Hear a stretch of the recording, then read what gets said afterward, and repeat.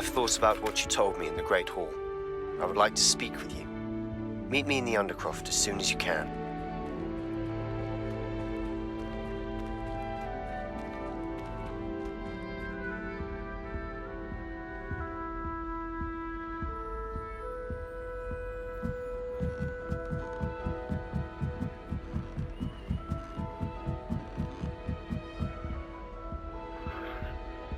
Aloha, Mora.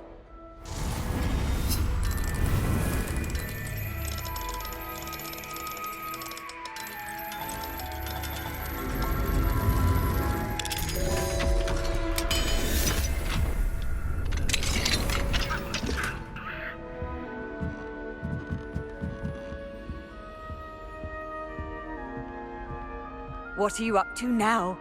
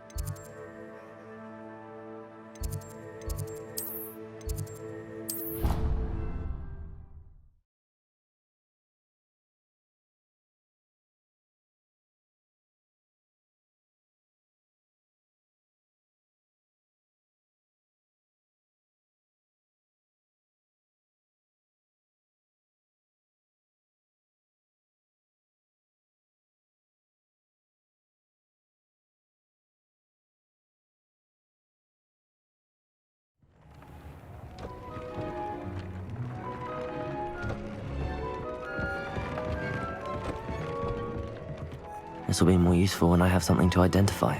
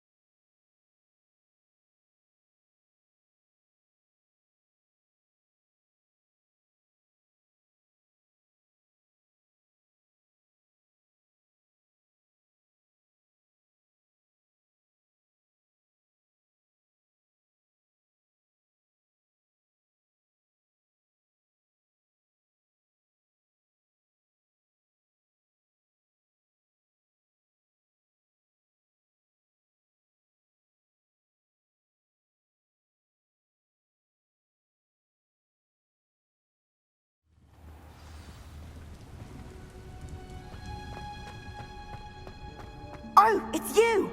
Just the person I need. Samantha, is everything all right? No, it's not. It's my brother William. The one I told you about after Charms class. He's been cursed. He ignored my warning and now he's lying in St. Mungo's looking completely pathetic. He simply never listens. I'm sorry, how exactly has he been cursed? Oh, you won't believe it. Truly, but his feet were turned into purple beets. You can imagine his distress. And mine. I won't even go into the attention he was getting from our garden rabbits before he admitted himself to hospital.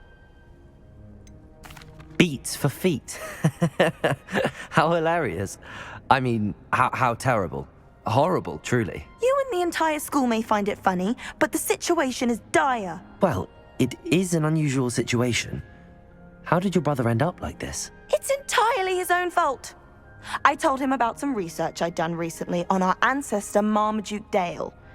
In particular, my discovery that Marmaduke's tomb was cursed. My brother's always making fun of my discoveries. This time, he laughed in my face. Told me I'd misinterpreted my findings. As if that were possible. And to prove his point, he went right up to the entrance of the tomb and poof! His feet transfigured into beets. If I'm honest, I'd say he had it coming. Normally I'd agree with you, but he's my brother. I know what he did showed abysmal judgment on his part. And no one deserves such a fate to last forever, especially as the result of a single brainless mistake. Now I worry that if the curse isn't reversed, it could become permanent. Can't the curse be broken? Possibly. The curse stems from a crest that was stolen from Marmaduke. If the crest were returned to its rightful place upon his sarcophagus, then I believe that William's feet may be restored. You battled trolls when they attacked Hogsmeade, escaped a dragon, and I could tell by your work in charms that you're a skilled spellcaster. Returning a crest to a sarcophagus should be almost effortless for you. So, will you help us? I can take the crest to Marmaduke's sarcophagus for you. Oh, thank you! Thank you so much! You'll simply go into the tomb where Marmaduke was laid to rest and place the crest on top of his sarcophagus. According to my research, the tomb's been abandoned for centuries, so it should be a fairly simple task. You'll find it just east of the hamlet of Brockborough. Thank you for your help. My family is indebted to you.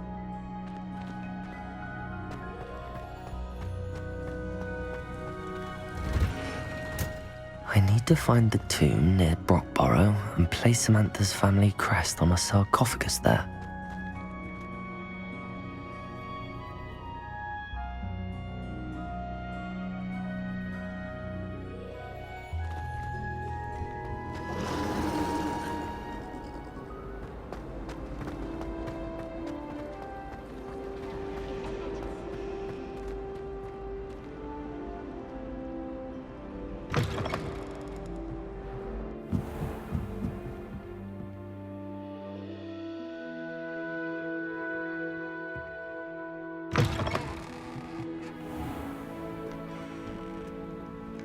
It's an outrage! No one makes a fool of Ferdinand!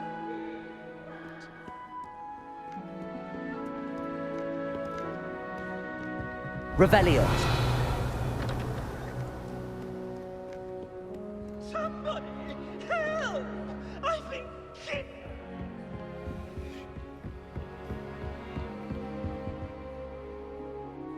Oh, the Ministry will hear about this! The fiends will rot in Azkaban!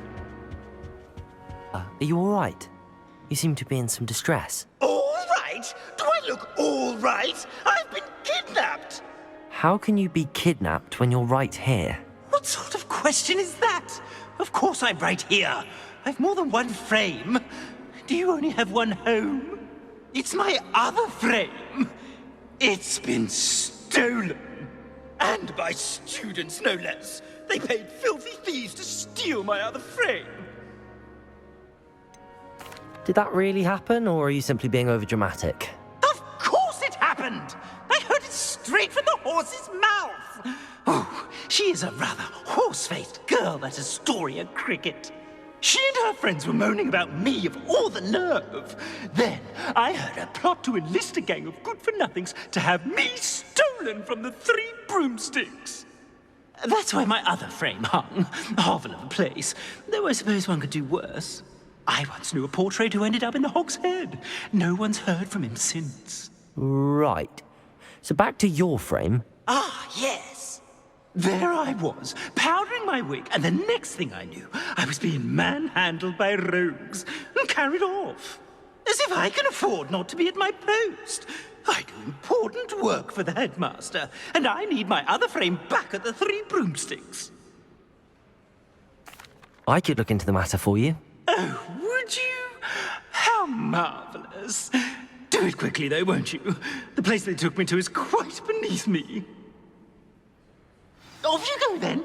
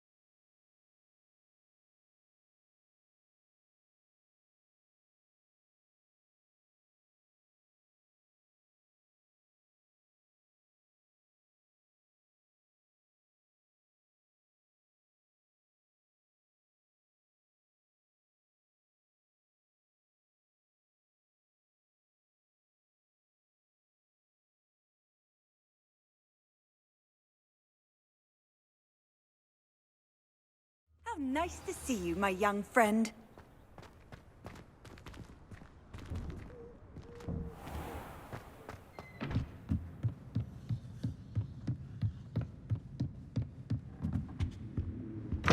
It warms my heart to see your interest in herbology, dare I say, blossom.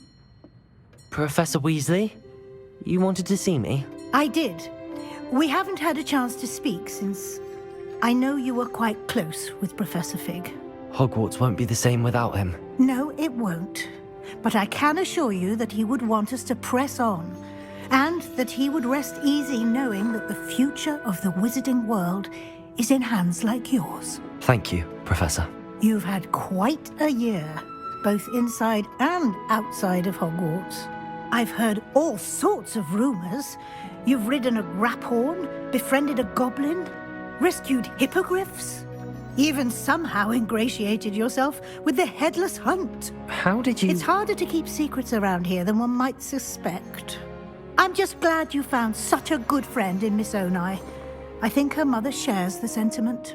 While I do not condone taking matters into your own hands when it comes to men like Rookwood and Harlow, your bravery is to be commended.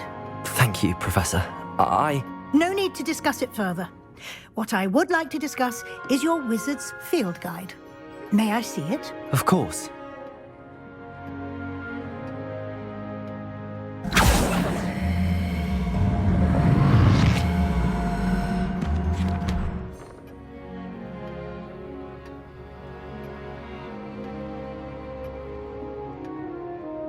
What do you think, Professor?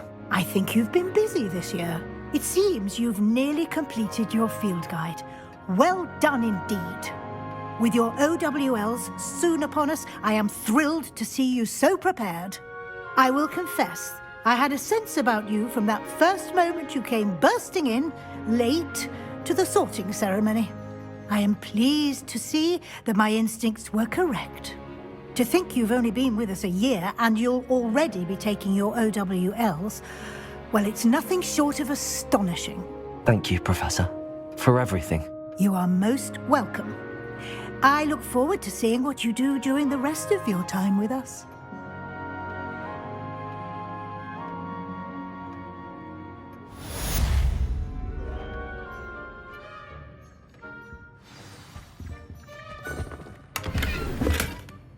Revelio.